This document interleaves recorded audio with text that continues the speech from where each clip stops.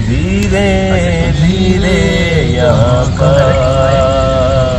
मौसम बदलने लगा है। सड़क से संसद तक मणिपुर हिंसा को लेकर सियासी पार्टियों का शोर शराबा सुनाई दे रहा है। मॉनसून सत्र जारी है, लेकिन 3 दिन हंगामे की भेंट चढ़ चुके हैं।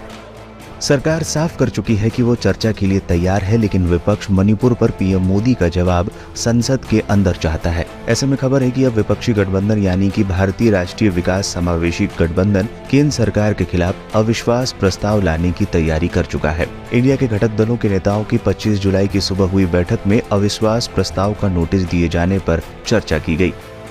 अविश्वास प्रस्ताव क्यों ला रहा है विपक्ष?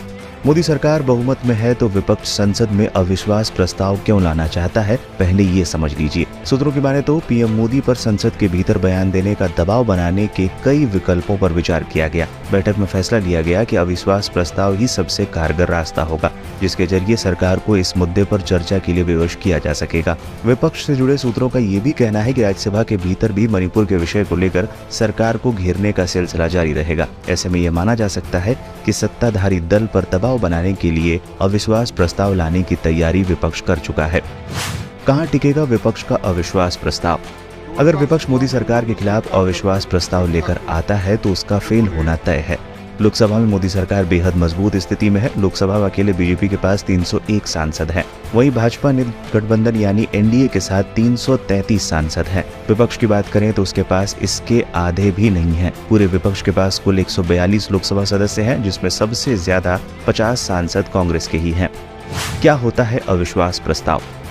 ये जानना भी जरूरी है कि आखिर अविश्वास प्रस्ताव क्या है। अविश्वास प्रस्ताव केवल लोकसभा में ही लाया जा सकता है। नो कॉन्फिडेंस मोशन लाने के कई कारण हो सकते हैं। सदन का कोई भी सदस्य अविश्वास प्रस्ताव पेश कर सकता है। अगर लोकसभा में विपक्ष के किसी दल को लगता है कि मौजूदा सरकार के पास बहुमत नहीं है या फिर सरकार सदन में विश्वास खो चुकी है, तो वो अविश्वास प्रस्ताव ला सकता है। सदस्य को सुबह 10 बजे से पहले प्रस्ताव की लिखित सूचना देनी होती है और कम से कम 50 सांसद को प्रस्ताव स्वीकार करना होता है। इसके बाद स्पीकर प्रस्ताव पर चर्चा की तारीख तय करते हैं। अविश्वास प्रस्ताव लाए जाने के बाद सत्ताधारी पार्टी को साबित करना होता है कि उनके पास बहुमत है। अगर बहुमत साबित नहीं हो पाता तो फिर सत्ता में मौजूद पार्टी को इस्तीफा देना होता है। आखिर में आपको बता दें कि आजादी के बाद से लोकसभा में 27 अविश्वास प्रस्ताव लाए गए हैं। प्रधानमंत्री के रूप में इंदिरा गांधी को सबसे अधिक अविश्वास प्रस्तावों का सामना करना पड़ा है। साल 1962 के युद्ध में चीन से हारने के तुरंत बाद अगस्त 1963 में कांग्रेस नेता आचार्य कृपलानी द्वारा प्रधानमंत्री जवाहरलाल नेहरू के खिलाफ पहला अविश्वास प्रस्ताव लाया गया था। हालांकि ये प्रस्ताव फेल हो गया था। इन सब के बीच आज एक बार फिर अविश्वास प्रस्ताव लाने की तैयारी में विपक्षी दल जुटे हैं, लेकिन गृह मंत्री अमित शाह ये साफ कर चुके हैं कि मणिपुर के मुद्दे पर सरकार सदन में हर चर्चा के लिए तैयार है। उनको ना सहकार में इंटरेस्ट है, ना सहकारिता में इंटरेस्ट, ना दलितों में इंटरेस्ट है, ना महिलाओं के कल्याण में इंटरेस्ट है। तो उनके नारे लगाना बहुत स्वाभाविक है। मगर मैं फिर से कहना चाहता हूँ, मैंने आज दोनों सदन के विपक्ष के नेता को पत्र लिखा है कि कितनी भी लंबी चर्चा के लिए मैं तैयार हूं। सरकार को कोई डर नहीं है। चर्चा जिसको करनी है मणिपुर पर, वो चर्चा करने आए। हमें कुछ छुपाना नहीं है। हमने दोनों विपक्ष के नेताओं को मैंने आज पत्र लिखा है।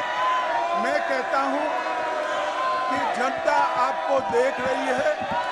चुनाव में जाना है, जनता के खौफ को ध्यान में रखे और मणिपुर जैसे संवेदनशील इश्यू पर चर्चा के लिए उचित माहौल सदन में बनाइए, ऐसी मेरी विनंती